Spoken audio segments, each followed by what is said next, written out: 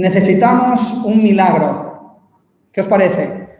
Necesitamos un milagro. Os digo ahí, hermanos, que estáis ahí en casa, necesitamos un milagro. Creo que eso podría ser y definir pues lo que llevo escuchando desde hace tiempo, ¿no? Necesitamos un milagro. La Iglesia necesita un milagro. Mi vida necesita un milagro. Porque cualquiera que pueda contemplar todo lo que estamos viendo, podríamos llegar a la conclusión ya que humanamente poco más se puede hacer, ¿sí o no? Cuanto más hemos podido enfocarnos en el hombre, desde luego tenemos que hacerle caso a lo que la palabra de Dios nos dice. Sin mí, nada podéis hacer. Sin mí, nada podéis hacer. ¿Sabéis? En la Biblia encontramos muchos milagros, en el Antiguo Testamento y en el Nuevo Testamento. Ya la creación, ¿qué es un milagro? ¿Cómo definiríamos un milagro? Un milagro es algo incomprensible, algo que no llega a tener una explicación, ¿sí? Los milagros normalmente se dice cuando alguien ya no puede hacer más, pero Jesús hizo muchos milagros. El primer milagro ya lo encontramos en Génesis 1, ¿verdad? Cuando Dios creó el mundo, eso ya fue un milagro, porque cualquier científico, cualquier persona que trate de explicar lo que ocurrió en la creación, sería imposible de decir. Dios ha hecho muchos milagros. De hecho, el Evangelio de Juan, es más, Jesús cuando vino a este mundo, se dedicó más a sanar que a predicar, dice Elena de White, en el libro de Deseado de todas las gentes. Mucho más a sanar que a predicar, aunque cada sanación era una predicación. Pero el Evangelio de Juan, en el último capítulo, 21, versículo 24 y 25, dice: este es el discípulo que da testimonio de estas cosas que él ha escrito. Y las escribió, y sabemos que su testimonio es verdadero. Versículo 25. Además, hay muchas otras cosas que hizo Jesús. ¿Qué? Que si se escribieran una por una, pienso, dice Juan, ¿no?, a forma de expresión, que en el mundo no cabrían los libros que se habrían de escribir. ¿Qué os parece? ¿Cuánto le costaba a Jesús hacer un milagro? ¿Qué es lo que hacía Jesús cuando hacía un milagro?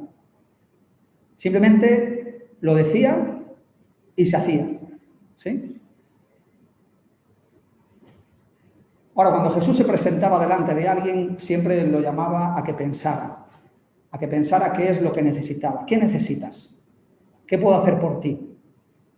Yo te pregunto esta mañana, ¿cuándo ha sido la última vez que tú has visto un milagro? ¿Cuándo ha sido la última vez que tú has visto un milagro de Dios en tu vida? ¿Cuándo ha sido la última vez que tú has compartido ese milagro? ¿Sabéis? Cuando uno no tiene milagros en su vida, cuando uno no experimenta milagros en su vida, no puede contarlos. Y cuando uno no vive milagros, no tiene nada para contar. Porque el Evangelio no se trata de contar sucesos, historias, no se trata de contar acontecimientos. El Evangelio trata de contar milagros. Es decir, ¿qué es lo que Dios está haciendo en nuestra vida? Y cuando la Iglesia o cuando alguien se dedica a contar los sucesos, que si el Papa, que si el presidente, que si el nuevo orden mundial, eso es un síntoma de que no está ocurriendo un milagro en su vida. Por más que la Biblia, ¿verdad?, obviamente que nos enseña a que debemos de estudiar las profecías bíblicas, uno debe de entender que debe de estar viviendo milagros, porque Dios lo que hace en nuestras vidas son milagros. Ahora, si el milagro lo identificamos con ver un ángel en el cielo, o lo identificamos con que el mar se abra, Si tú ves en la Biblia la mayoría de los milagros que hizo Jesús, tienen que ver con transformar corazones. Por ejemplo, cuando Ana estaba muy triste porque no podía tener hijos, dice la Biblia que ella fue al templo, se arrodilló en el templo y finalmente el milagro no fue el hecho de haber tenido a Samuel, sino que el milagro fue que eso que ella tenía en su corazón, ese dolor que tenía en su corazón, se apagó y no estuvo triste más.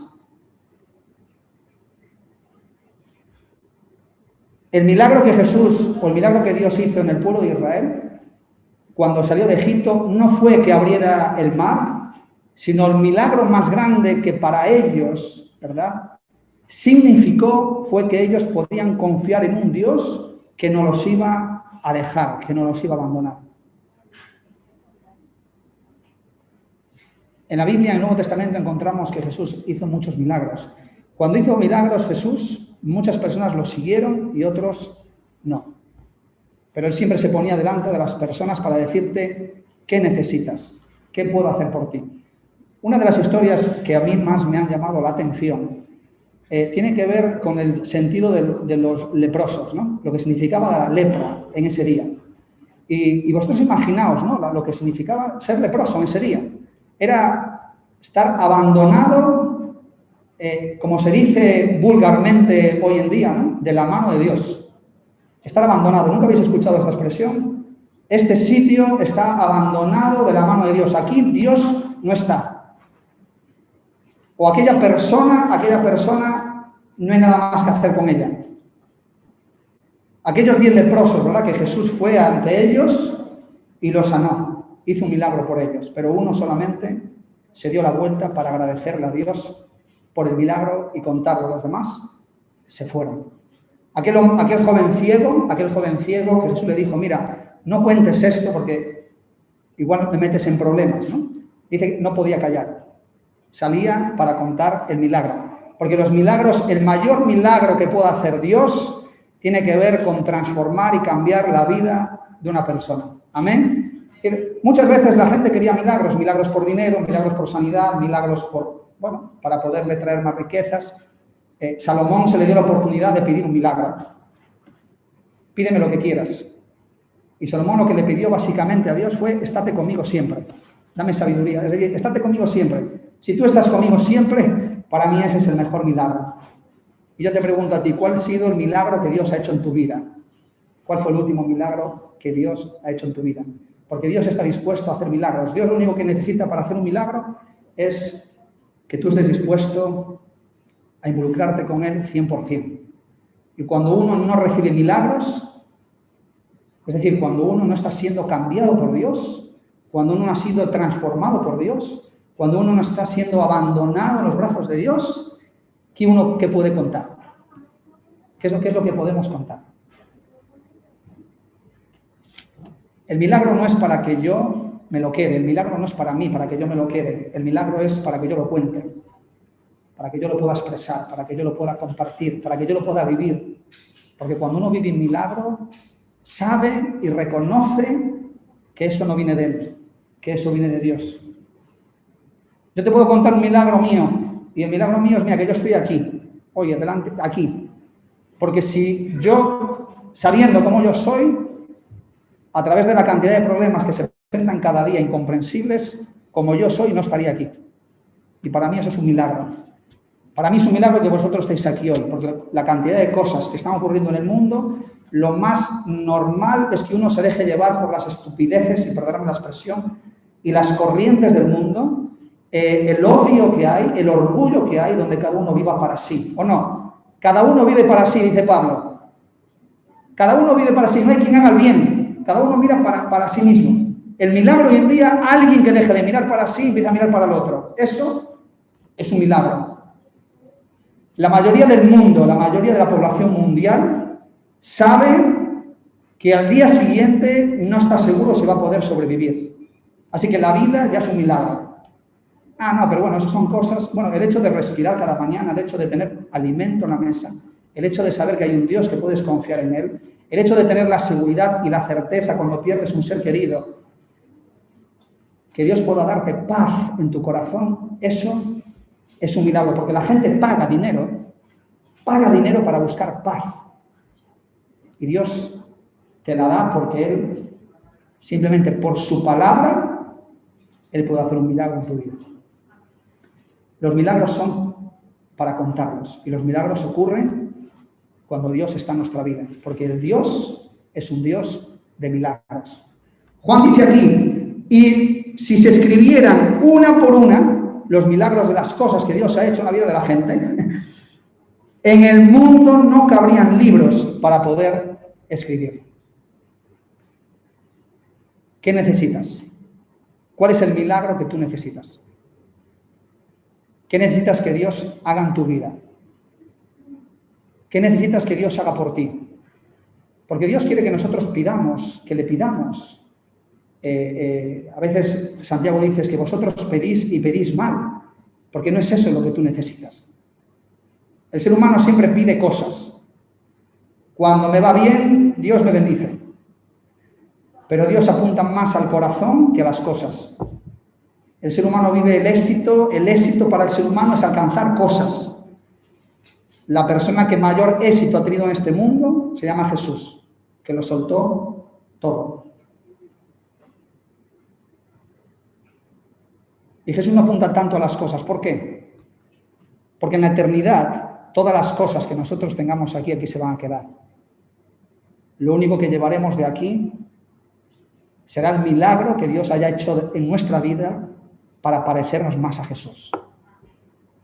Y eso es donde Dios te puede ayudar y me puede ayudar a mí. Yo le puedo pedir a Dios un Ferrari, ¿verdad? Le puedo pedir más dinero, le puedo pedir más éxito, le puedo pedir para mí.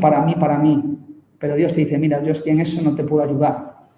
Porque el milagro que yo soy Dios y que te conozco y que sé que necesitas, tú necesitas mi presencia en tu vida. Necesitas paz, necesitas bendición, amor, misericordia y gozo. Eso es lo que tú necesitas.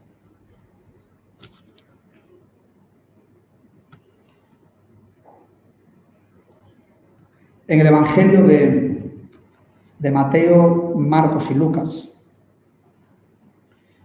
hay un relato aquí que tiene que ver con lo que... Este es un relato que a mí me ha hecho... He predicado varias veces de él, pero por más que predico, me entusiasma, ¿sabes? Es como que incluso por las noches, yo los viernes por la noche, es cuando mi cabeza está reflexionando en lo que voy a predicar, porque me parece algo tan interesante, tan bonito, ¿sí? Y me parece como el ser humano mira y cómo mira a Dios. Y Mateo, Marcos y Lucas, los evangelios, nos hablan aquí de un tema que para mí es apasionante y que está justamente para que nosotros hoy en día podamos entender el Dios que tenemos, el Dios de los milagros. Es decir, para Dios, en su mente, no hay nadie que sea inalcanzable. Por ejemplo, cuando hablamos de reforma y reavivamiento, eso es un milagro. Cuando eso ocurre porque Dios lo lleva a cabo, hace algo bueno. Pero cuando el ser humano quiere hacer una reforma y un reavivamiento humanamente, hace un desastre. Cuando el ser humano piensa en alguien, entiende que esa persona no. Yo mismo, mira, esto olvídate. Pero Dios me enseña que los pensamientos de Dios no son nuestros pensamientos. Aquella persona que tú puedas ver más inalcanzable, es decir, como, ¿qué sería entonces? Un milagro. Es decir, este puede entrar porque este sí que, bueno, tiene pinta de que, bueno, parece que es inteligente, parece como que, bueno, tiene un poquito más de juicio, ¿no? Su cultura se parece más a la mía, sus ideas, se parece más a mí, entonces sí. Eso es pura humanidad, porque Pablo dice que todos estamos muertos en pecado, que todos estamos perdidos. Pero aquel que mira, es que aquel está muy perdido, ¿no? Va a ser muy difícil. Pues Dios lo que nos dice es que nadie es inalcanzable. Y me voy a centrar en el Evangelio de Marcos 5, muy conocido, cuando los evangelios nos hablan, Mateo nos habla desde su experiencia, es decir, él estuvo allí, Marcos no estuvo allí porque Marcos no era discípulo, igual que Lucas, y ellos lo hablan desde otra perspectiva de lo que le habían contado, ¿vale? Y él escribe lo que le había contado y se centra en un endemoniado, y Mateo se centra en dos endemoniados muy conocidos, el endemoniado gadareno, los endemoniados gadarenos, ¿sí? Ahí entramos en un contexto de batalla, de conflicto. De la misma manera, se preparaba un gran conflicto enorme, porque Gádara era un lugar donde se decía esto, un lugar olvidado de la mano de Dios, donde incluso los judíos, algunos judíos, Gádara era como parecido como Las Vegas, es decir, un sitio donde tú vas y haces lo que quieras, no tienes ahí ninguna responsabilidad. Había personas que iban a Gádara a hacer lo que querían, para luego volver otra vez a su santidad. Y Gádara era un sitio donde las personas ni siquiera pensaban en Dios. No querían, estaban con otra cosa diferente. Es lo mismo cuando Jesús vino a este mundo. El panorama es el mismo. Cuando Jesús vino a este mundo no había nadie pensando en Dios. Es decir, todos estaban destituidos de la gloria de Dios. Simplemente el Espíritu Santo que estaba aquí nos ayudaba a que pudiéramos elevar nuestras miradas al Señor. Y Jesús cuando va en esa barca a Gádara, dice la Biblia, Marcos capítulo 5, versículo 1, y llegaron al otro lado del mar, a la región de los Gadarenos. Y cuando Jesús salió de la barca, versículo 2, capítulo 5 de Marcos, enseguida vino a su encuentro desde los sepulcros un hombre con un espíritu impuro, que habitaba en los sepulcros, y nadie lo podía sujetar, ni aun con cadenas. Muchas veces lo habían atado con grillos y cadenas, pero él había roto las cadenas y destrozado los grillos, y nadie lo podía dominar. Y siempre, día y noche, andaba dando voces por los montes y los sepulcros, hiriéndose con las piedras. ¿Sí? Yo no sé vosotros, pero es importante que nosotros entendamos que todos nosotros estamos representados por estos hombres, golpeados, solos, abatidos, haciéndonos daño a nosotros mismos, irritados, airados, enfadados, tremendamente, ¿cómo decirlo? Tremendamente imposibilitados para hacer el bien. No hay voluntad siquiera de aquello que nos gustaría. No podemos, no sé si alguna vez os habéis puesto las metas. Me voy a levantar temprano todos los días para orar, ¿no? El día siguiente ya, imposible, ¿no? A partir de ahora voy a dejar de comer esto. Y al día siguiente, a partir de ahora voy a...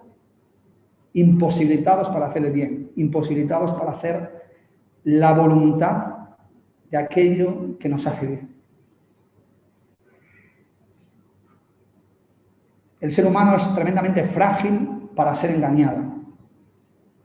Frágiles en cualquier cosa que nos pasa, sale lo peor de nosotros.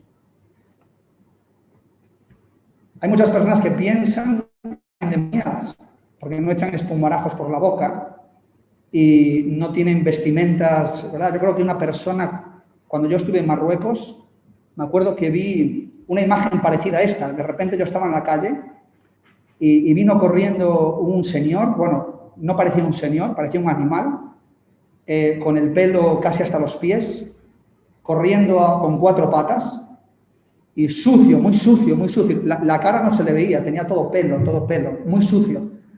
Y vino corriendo, saltó de un coche, apareció allí y se me tiró a los pies, a lamerme los pies.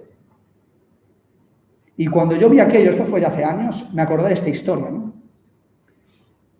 Y dije yo, claro, se vino, hizo eso y se marchó, saltando los coches y por ahí, ¿no? Y digo yo, ¿cuántos amigos tendría este hombre? ¿Cuántos amigos creéis que tenía este hombre? ¿Cuánta gente que le podía expresar cariño, ¿no? Pues ninguno. Era como un desecho de la sociedad. Nadie lo quería cerca. Porque el ser humano no quiere problemas cerca. El ser humano quiere problemas lejos, los problemas lejos, porque cuando se acercan los problemas me involucran a mí. Si hay personas que se están ahogando por el Mediterráneo, bueno, pobrecitos, me da igual, ¿no?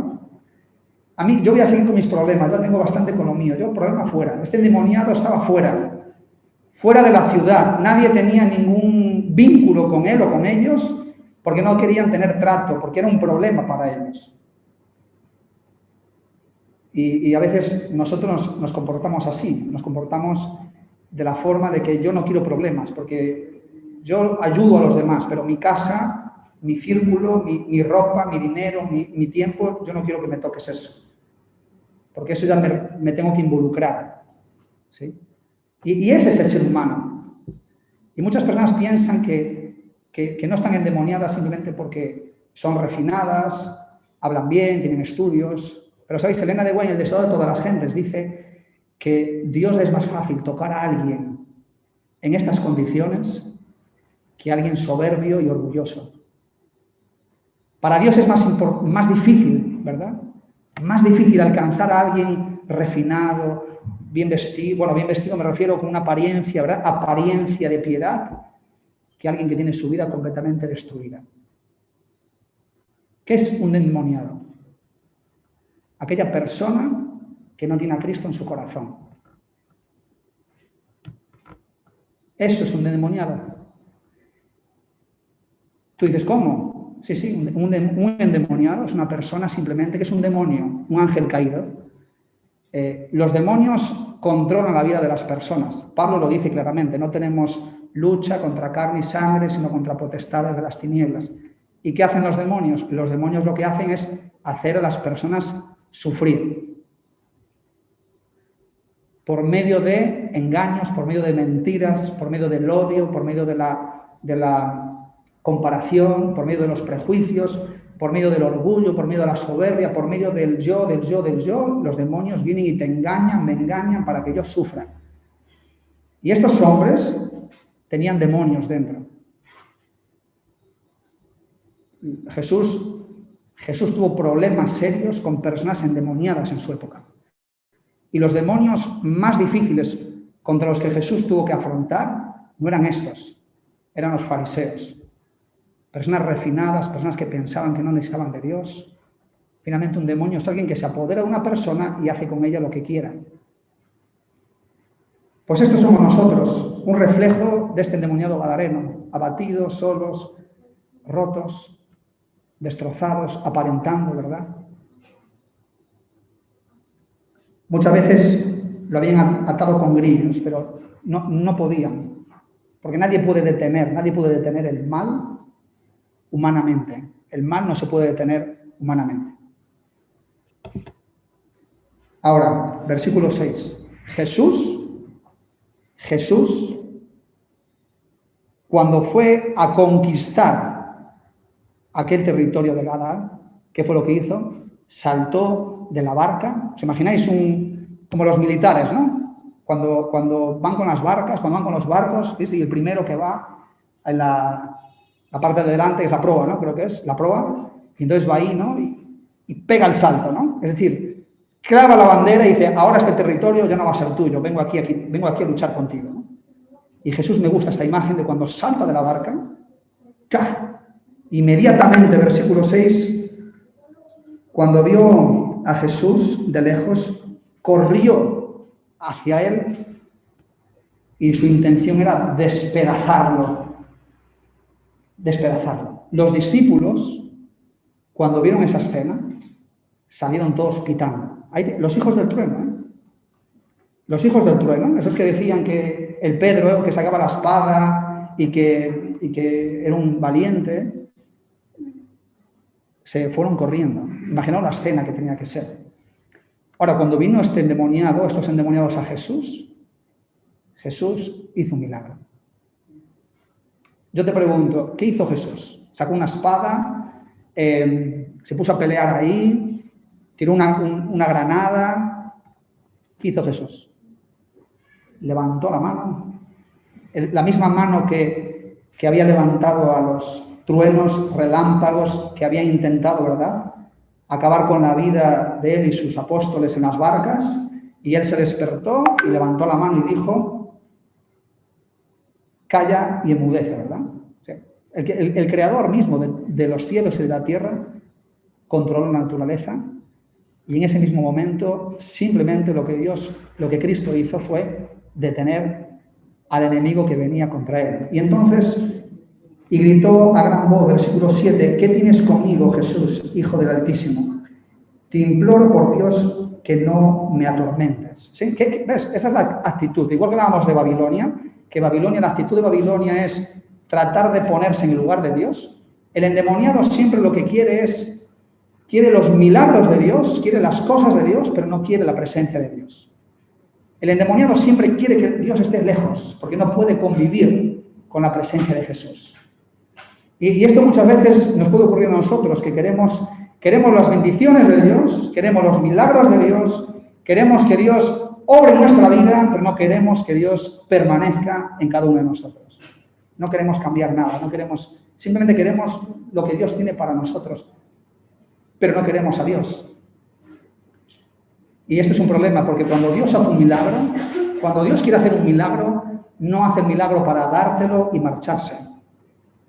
Dios hace el milagro para quedarse en nuestra vida y seguir obrando en ella. Amén. Versículo 7, ¿no? Te imploro por Dios que no nos atormentes, porque Jesús le decía, sal de estos hombres, espíritu inmundo. ¿Cómo te llamas? Me llamo Legión, porque somos muchos. Y le rogó con insistencia que no lo enviase fuera de aquella región. ¿Por qué? ¿Por qué? Porque aquella región tenía el control del diablo. Ahora yo te pregunto, ¿dónde fueron los demonios? ¿Dónde fueron los demonios? A los cerdos. ¿Y qué hicieron los cerdos? Se despeñaron, se mataron. ¿Y los demonios? ¿Dónde se fueron? Porque los demonios tienen que estar en algún sitio. ¿Dónde fueron los demonios? ¿Dónde? A meterse a otro lado. Los demonios fueron, ¿sabéis? Y esto os va a chocar, ¿eh? ¿Sabéis a dónde fueron los demonios? A predicar el Evangelio. A predicar el Evangelio. Vamos a decir, a predicar el falso Evangelio. Fijaos, dice que los demonios le rogaron ir a los cerdos para que entramos en ellos. Versículo 13. Jesús les permitió y esos espíritus salieron y entraron en los cerdos, que eran como 2000. Pero los porqueros, los cuidadores de los cerdos, fueron a contar a la ciudad lo que habían visto. ¿Y los discípulos dónde estaban? ¿Dónde estaban los discípulos? Callados. Los discípulos no decían nada, los discípulos estaban callados, expectantes, pasivos ante lo que habían visto. ¿Cuáles fueron los primeros evangelistas de la Biblia? ¿Sabéis? Ellen White dice en el sentido positivo que fueron estos endemoniados, pero realmente en la Biblia los primeros evangelistas fueron los porqueros, que llevaron un falso evangelio de miedo y de temor a la población de los gadarenos. ¿Dónde fueron los demonios? A los porqueros. ¿A predicar qué? Un falso evangelio. ¿Cuál? El del miedo, el del temor y el del horror. Cuando aquellas personas llegaron allí, el pueblo llegó allí, ¿qué fue lo que vio? A una persona transformada. ¿Dónde estaba el milagro? ¿Dónde estuvo el milagro? En una persona transformada. Versículo 15. Cuando llegaron ante Jesús, vieron al que había sido atormentado por el demonio y habían tenido la legión. Escucha bien. Aquella persona que nadie daba un duro por ella. Sentada, vestida y en su juicio cabal. Y tuvieron miedo. ¿Sabéis cuál es el miedo de una persona? ¿Sabéis cuál es el mayor miedo de una persona que no quiere caminar con Jesús? Es el reconocer que Dios puede hacer un milagro para bien en la persona. Es el reconocer que Dios puede cambiar personas. Ese es el mayor miedo que una persona puede tener. Reconocer que Dios es real y que hace milagros en las personas. Y cuando hablo de milagros no me refiero a cosas materiales. Hablo de que donde hay angustia, Dios puede poner paz. Donde hay odio, Dios puede poner amor. Donde hay rencor, Dios puede poner perdón. Donde hay perplejidad, desesperanza, Dios puede poner gozo. Y reconocer que Dios puede hacer eso significa reconocer que tú no puedes hacerlo. Y que necesitas, como este hombre o estos hombres, caer a los pies de Cristo y responder a la pregunta de Jesús: ¿qué puedo hacer por ti? Que me cambies, Señor. Entonces estos hombres, que habían recibido un falso evangelio, porque comprendieron mal a Jesús, ¿qué fue lo que hicieron? Le rogaron a Jesús que se fuera de la región. ¿Veis? Los demonios no pueden estar con Jesús. Los demonios no pueden aceptar, incluso me atrevo a decir, no pueden aceptar la doctrina de Jesús. El carácter de Cristo no puede ser aceptado. La mayoría de las religiones del mundo creen en lo mismo. Cuando hablamos del amor, cuando hablamos de la educación, del respeto, de la paz del mundo y todas estas cosas, todas las religiones del mundo creen más o menos en eso. No conozco ninguna religión me refiero a religiones que la gente viva, que creen en el odio.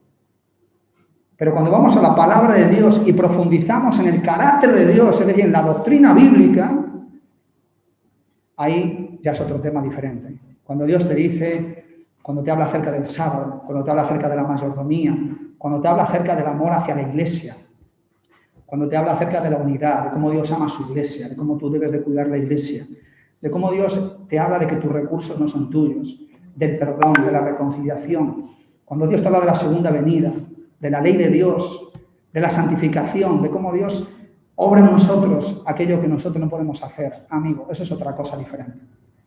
Porque Dios es mucho más que una idea, mucho más que una creencia. Dios es una persona que quiere habitar en nuestro corazón, para que podamos entender cómo es vivir en la plenitud de Dios.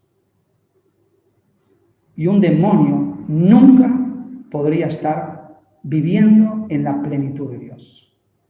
Un demonio no puede permitirse el lujo porque no quiere.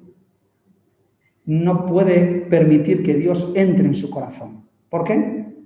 Porque si Dios entrara en su corazón, lo transformaría. Y una persona cuando le dice a Dios, vete, pero déjame el milagro, eso es un endemoniado. Alguien que quiere a Dios para lo que le interesa. Por eso mucha gente seguía a Jesús. Y mucha gente sigue a Jesús hoy solamente por aquello que le puede sacar, no por la persona en sí.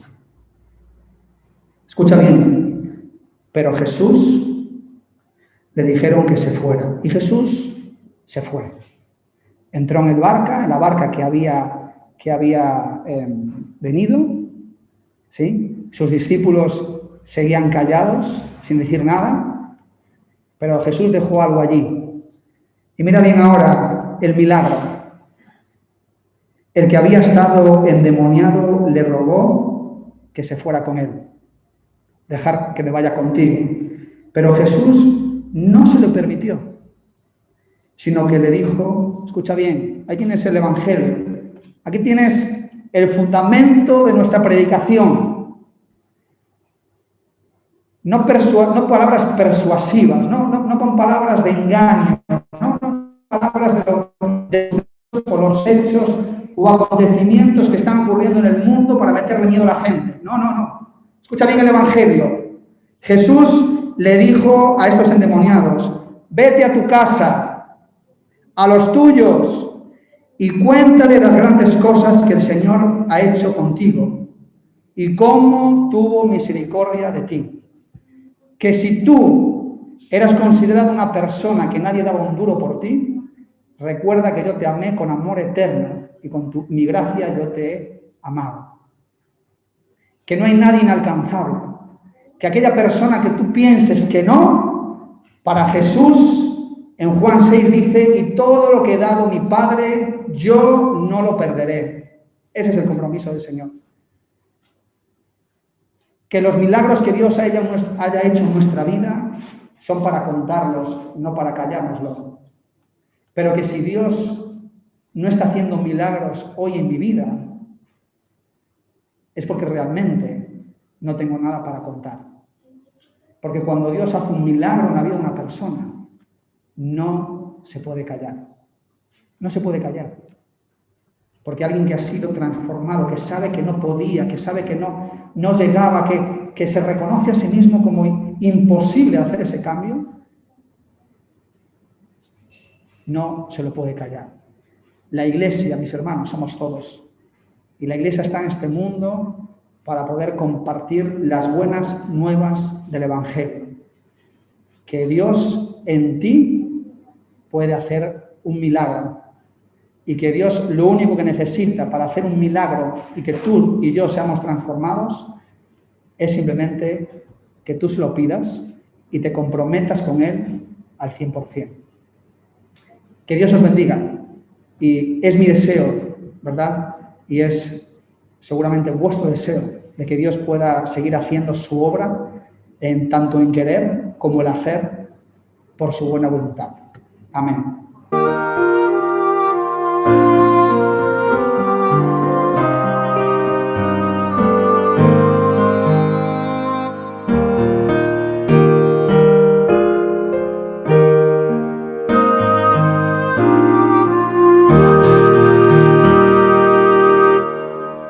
Si mi débil fe flaqueare, Él me sostendrá. Si el mal me amenazare, Él me sostendrá. Él me sostendrá. Él me sostendrá. Porque me ama el Salvador, Él me sostendrá. Nunca yo podré afirmarme con tan débil fe, mas Él puede dirigirme y me sostendrá. Él me sostendrá, Él me sostendrá, porque me ama el Salvador, Él me sostendrá. Son su gozo y complacencia cuantos Él salvó, y al salvarme su clemencia Él me sostendrá. Él me sostendrá. Él me sostendrá. Porque me ama el Salvador, Él me sostendrá. Él no quiso ver perdida mi alma en la maldad. Dio su sangre por mi vida y Él me sostendrá. Él me sostendrá, Él me sostendrá, porque me ama el Salvador, Él me sostendrá.